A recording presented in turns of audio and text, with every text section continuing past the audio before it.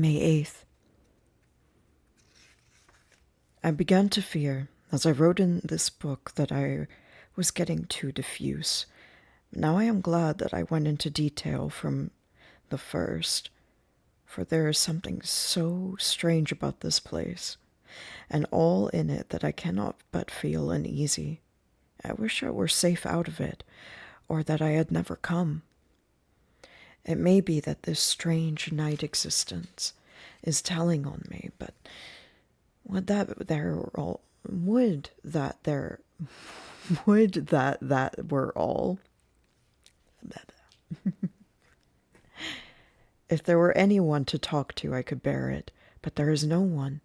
I have only the Count to speak with, and he, I fear myself, the only living soul within the place. Let me be prosaic so far as facts can be. It will help me to bear up, and imagine must not run riot with me. If it does, I am lost. Let me say at once how I stand, or seem to. I only slept a few hours when I went to bed, and feeling that I could not sleep any more, got up. I had hung my shaving glass by the window, and was just beginning to shave, and suddenly I felt a hand on my shoulder, and heard the Count's voice saying to me, "Good morning."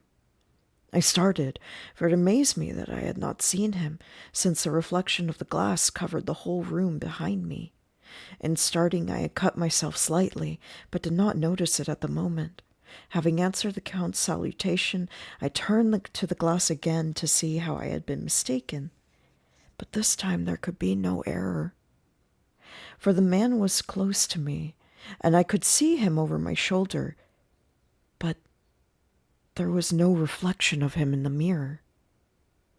The whole room behind me was displayed, but there was no man inside of the mirror except myself, and this was startling.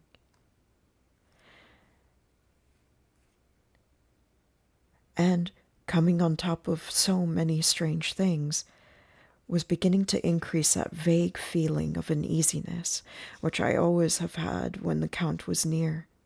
But at that instant I saw that the cut bled a little, and the blood was trickling over my chin.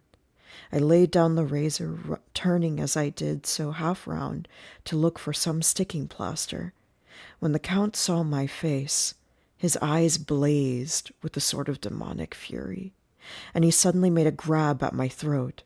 I drew away, and his hand touched the string of beads which held the crucifix.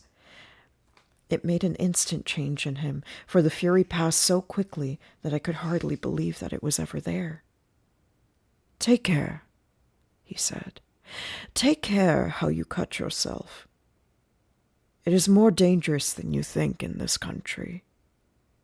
Then seizing the shaving glass, he went on. "And this is the wretched thing that has done the mischief. It is a foul bauble of a man's vanity. Away with it!" And opening the window with one wrench of his terrible hand, he flung out the mirror, which was shattered into 1,000 pieces on the stones of the courtyard far below. When he withdrew without a word, it was very annoying, for I do not see how I am to shave, unless in my watch case or the bottom of the shaving pot, which is fortunately of metal. When I went into the dining room, breakfast was prepared, but I could not find the Count anywhere, so I breakfasted alone. It is strange that as yet I have not seen the Count eat or drink. He must be a very peculiar man. After breakfast, I did a little exploring in the castle. I went out on the stairs and found a room looking towards the south. The view was magnificent, and from where I stood there was every opportunity of seeing it. The castle is on the very edge of a terrible precipice. A stone falling from the window could fall 1,000 feet without touching anything. As far as the eye can reach is a sea of green treetops, with occasionally a deep rift where there is a chasm. Here and there are silver threads where the rivers wind in deep gorges through the forests. But I am not in heart to describe beauty, for when I had seen the view I explored further. Doors, doors, doors everywhere, and all locked and bolted, and no place Say from the windows in the castle walls, is there an available exit? The castle is a veritable prison, and I am a prisoner. Chapter 3. Jonathan Harker's journal continued. When I had found that I was a prisoner, a sort of, wild feeling came over me. I rushed up and down the stairs, trying every door and peering out of every window I could find. But after a little, the conviction of my helplessness overpowered all other things. When I look back after a few hours, I think I must have been mad for the time, for I behaved much as a rat does in a trap. When, however, the conviction had come to me that I was helpless, I sat down quietly as I had ever done anything in my life, and began to think over what was best to be done. I am thinking still, and as yet have come to no definite conclusion. The one thing I am certain, that is no use making my ideas known to the Count. He knows well that I am imprisoned, and as he has done it himself, and has doubtless his own motives for it, he would only deceive me if I trusted him fully with the facts. So far as I can see, my only plan will be to keep my knowledge and fears to myself, and my eyes open. I am, I know, either being deceived, like a baby, by my own fears, or else I am in desperate straits. And if the latter be so, I need and shall need all my brains to get through. I had hardly come to this conclusion when I heard a great door below shut, and knew that the Count had returned. He did not come at once into the library, so I went cautiously to my own room and found him making the bed. This was odd, but only confirmed what I had all along thought, that there were no servants in the house. When later I saw him through the chink of the hinges and of the door, laying the table in the dining room, I was assured of it. For if he does himself all these menial offices, surely it is proof that there is no one else to do them. This gave me a fright, for if there is no one else in the castle, it must have been the Count himself who was the driver of the coach that brought me here. This was a terrible thought, for if so, what does it mean that he could control the wolves as he did by only holding up his hand in silence? How was it that all the people in Bistritz and on the coach had some terrible fear for me? What meant the giving of the crucifix, of the garlic, of the wild rose, of the mountain ash? Bless that good woman who hung the crucifix round my neck, for it is a comfort and a strength to me whenever I touch it. It is odd that a thing which I have been taught to regard with disfavor and as idolatrous should in a time of loneliness and trouble be of help. It is that there is something in the essence of the thing itself, or that it is a medium, a tangible help in conveying memories of sympathy and comfort. Sometime, if it may be, I must examine this matter and try to make up my mind about it. In the meantime, I must find out all I can about Count Dracula, as it may help me to understand. Tonight, he may talk of himself. If I turn the conversation that way, I must be very careful, however, not to awake his suspicion. Midnight. I have had a long talk with the Count. I asked him a few questions on Transylvanian history, and he warmed up to the subject wonderfully. In his speaking of things and people, and especially of battles, he spoke as if he had been present at them all. This he afterwards explained by saying that to a boyar the pride of his house and name is his own pride, that their glory is his glory, that their fate is his fate.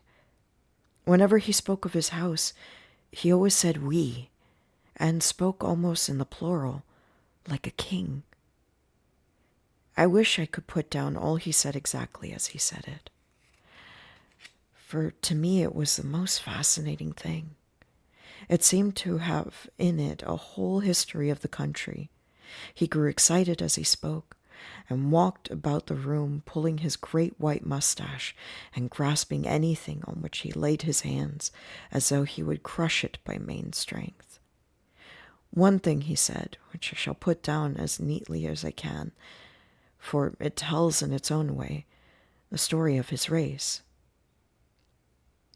We have a right to be proud, for in our veins flows the blood of many brave races who fought as the lion fights for lordship.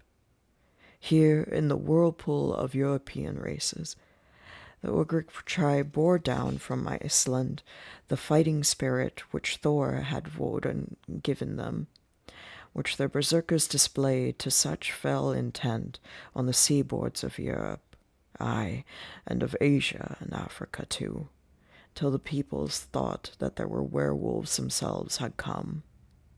Here too, when they came, they found the Huns whose warlike fury had swept the earth like a living flame, till the dying peoples held in their veins ran the blood of those old witches, who, expelled from Scythia, had mated with the devils in the desert.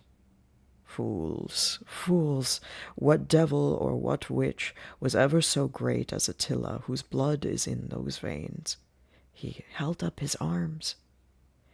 Is it a wonder that we were a conquering race, that we were proud, that when the Magyar, the Lombard, the Avar, or the Bulgar, or the Turk poured his thousands on our frontiers, we drove them back?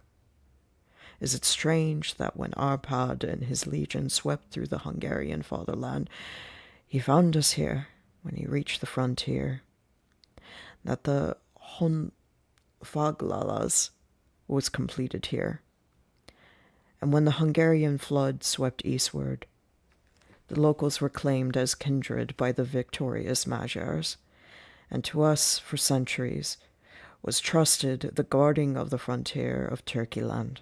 Aye, and more than that, endless duty of the frontier guard. For as the Turks say, water sleeps, and the enemy is sleepless. Who more gladly than we, throughout the four nations, received the bloody sword, or, at its warlike call, flocked quicker to the standard of the king? When was redeemed that great shame of my nation, the shame of Kosovo?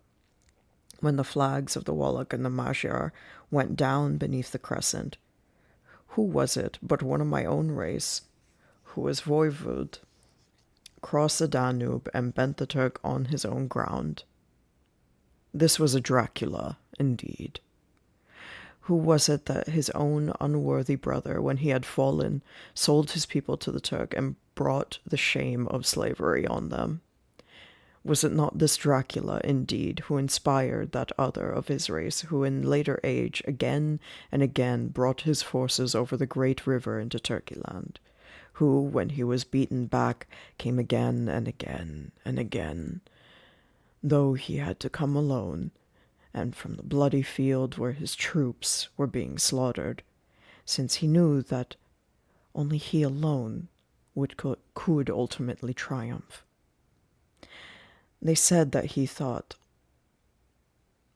only of himself, but bah, what good are peasants without a leader? Where ends the war without a brain and heart to conduct it? Again, when after the Battle of the Mohawks, we threw off the Hungarian yoke, we of the Dracula blood were amongst their leaders, for our spirit would not brook that we were not free. Ah, young sir, the locals and the Draculas, their heart's blood, their brains, and their swords, can boast a record that mushrooms growths like Habsburgs and the Romanovs can never reach. The warlike days are over. Blood is too precious a thing in these days of dishonorable peace, and the glories of the great races are as a tale that is told. It was by this time close on morning, and we went to bed. Memo. This diary seems horribly like the beginning of the Arabian Nights, for everything has to break off at cockcrow, or like the ghost of Hamlet's father.